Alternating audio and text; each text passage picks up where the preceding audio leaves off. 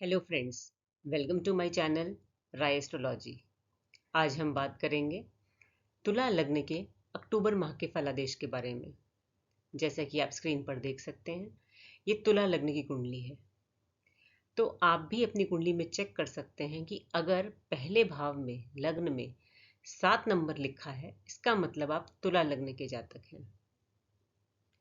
अब देखिए, मैं आपकी पर्सनल कुंडली की ग्रहों की स्थिति तो नहीं जानती, इसलिए ये फलादेश ग्रहों के गोचर के आधार पर है। 9 ग्रहों में से कुछ ग्रह जैसे कि शनि, राहु, केतु और गुरु ग्रह ये लंबे समय तक एक ही राशि में गोचर करते हैं। जैसे कि शनि 2.5 साल, गुरु ग्रह 1 साल और राहु केतु 1.5 साल। तो इनके शुभ और अशुभ प्रभाव धीरे धीरे करके इस पूरी अवधि में मिलते हैं।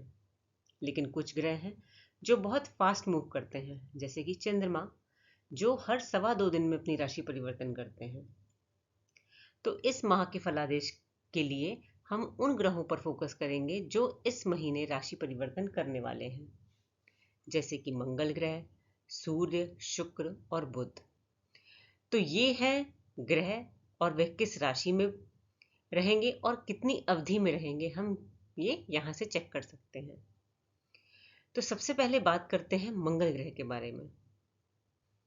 यहाँ मंगल आपके भाग्य भाव में बैठे हैं, दूसरे और सप्तम भाव के स्वामी होकर।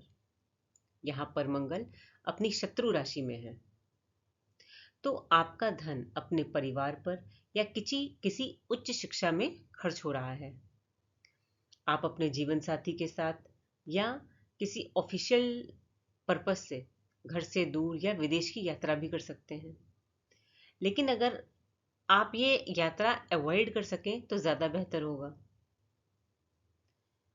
जो लोग मीडिया, पब्लिकेशंस, एजुकेशन से जुड़कर काम करते हैं, आपको अपनी मेहनत और बुद्धि के बल पर ही सफलता मिल सकती है, क्योंकि इस समय आप भाग्य के भरोसे ना रहें।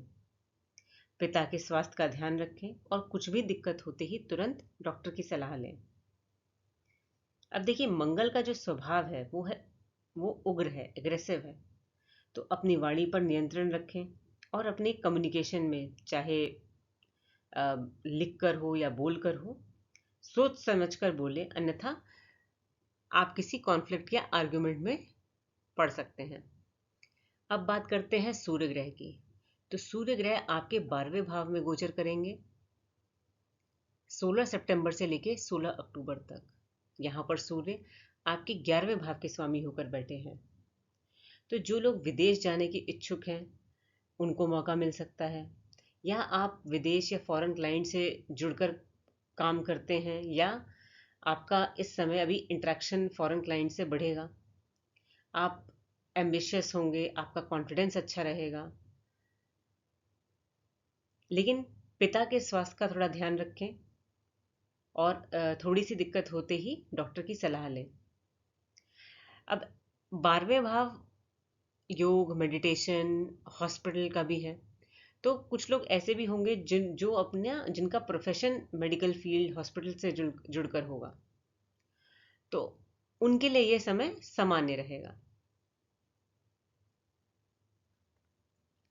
उसके बाद सूर्य का गोचर होगा आपके लग्न भाव में, पहले भाव में, 17 अक्टूबर से लेकर 15 नवंबर तक। यहाँ पर सूर्य बैठे हैं आपके 11वें भाव के स्वामी होकर। तो आपके आय में वृद्धि हो सकती है। आप जो काम करते हैं उस काम में लाभ मिल सकता है, गेन्स हो सकते हैं। कोई लंबे समय से की इच्छा पूर्ति या मनोकामना भी पूरी हो सकती है।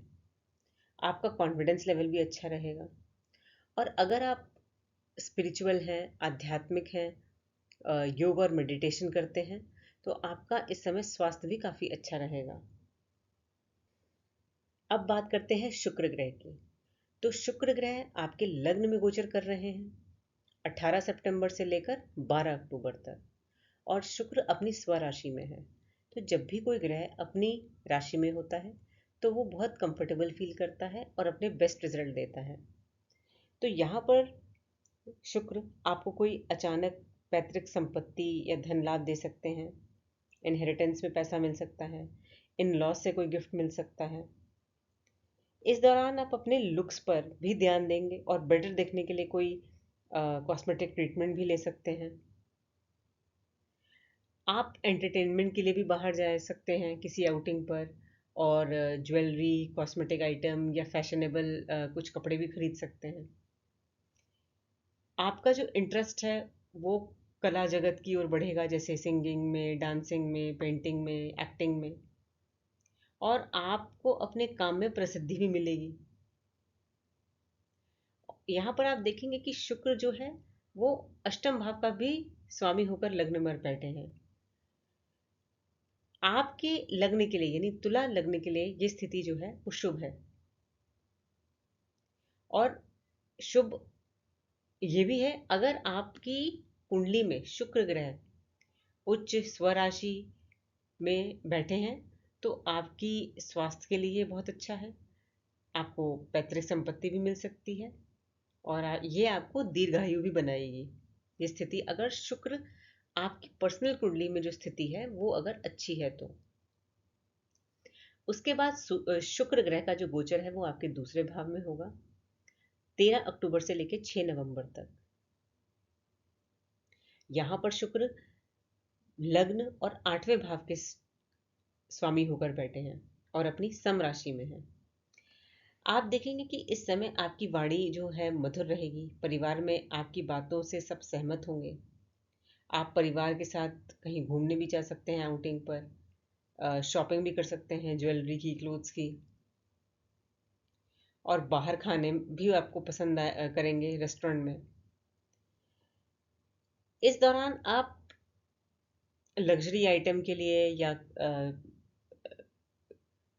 जैसे मैंने कहा ज्वेलरी या शॉपिंग के लिए आप अपने परिवार पर धन खर्च करेंगे, और आपको पैतृक संपत्ति भी मिल सकती है। इन लॉज से कोई गिफ्ट मिल सकता है, या आपकी एफडी पूरी हो सकती है, या कुछ लोगों का जैसे रिटायरमेंट हो तो वहां से भी पैसा मिल सकता है। अब बात करते हैं बुध ग्रह की।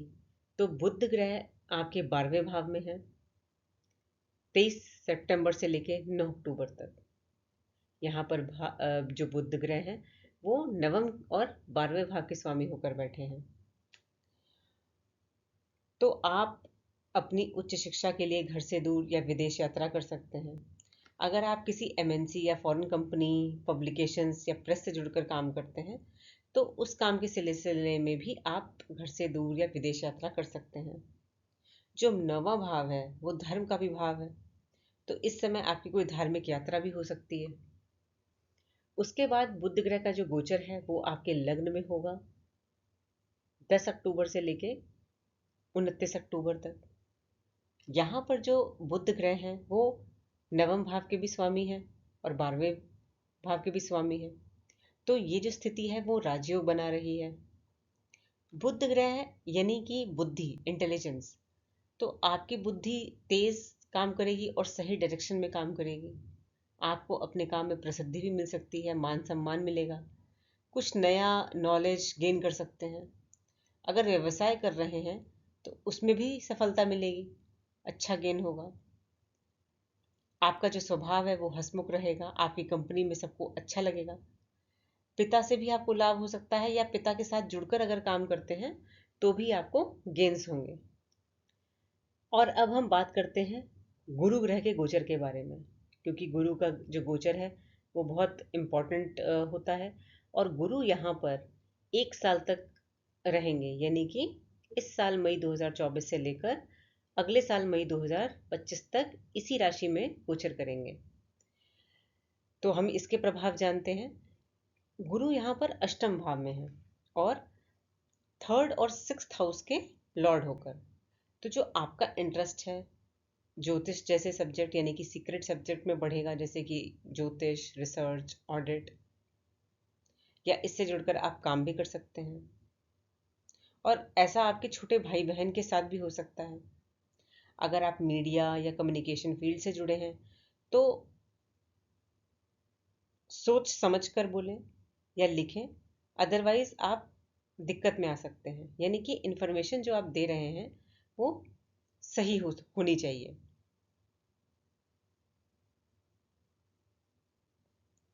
अपने स्वास्थ्य का ध्यान रखें, कोई चोट या एक्सीडेंट होने के चांसेस बन सकते हैं इस 1 साल में। व्हीकल्स सावधानी से चलाएं। अब जो 6th हाउस है वो आपके डेली रूटीन का है, और 6th हाउस है रोग, ऋण, शत्रु का भी। तो कोई लंबे समय तक चलने वाला जो लोन है या हेल्थ इशू, ये भी हो सकता है।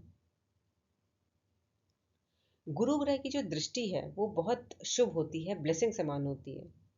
तो गुरु अष्टम भाव में बैठकर आपके 5वीं दृष्टि से 12वें भाव पर, यानी कि विदेश के भाव पर दृष्टि डाल रहे हैं। तो इस 1 साल के दौरान ऐसा भी हो सकता है कि आपको विदेश जाने का मौका मिले, आपकी विदेश यात्रा हो। आपका जो अगर फॉरेन क्लाइंट से जुड़कर काम है तो उसमें भी इंटरेक्शन, कम्युनिकेशन बढ़ेगा। इस साल आपके मतलब अगर गुरु की दृष्टि 12वें भाव पे पड़ रही है तो आपके हॉस्पिटल के चक्कर भी लग सकते हैं। लेकिन ये किसी शुभ काम के लिए भी हो सकता है, क्योंकि गुरु की जो 7वीं दृष्टि है वो दूसरे भाव पर पड़ेगी। तो हो सकता है कि फैमिली में कोई एडिशन हो, बच्चे का जन्म हो। और गुरु की जो 9वीं दृष्टि है वो चौथे भाव पर पड़ रही है। तो जो लोग घर, मकान, वाहन, जमीन ऐसा कुछ खरीदना चाहते थे तो उनके लिए भी ये पूरा साल, यानी कि अगले साल मई 2025 तक का समय बहुत अच्छा है। आप ये कोई प्रॉपर्टी या व्हीकल खरीद सकते हैं। तो ये थी जानकारी तुला लग्न के बारे में। अगर आपको मेरा वीडियो अच्छा लगा हो तो इसे लाइक करें, शेयर करें और सब्सक्राइब भी करें, ताकि जब भी मैं कोई नया वीडियो डालूं तो आपके पास ऑटोमेटिक अपडेट आ जाए। आज के लिए इतना ही। Thank you.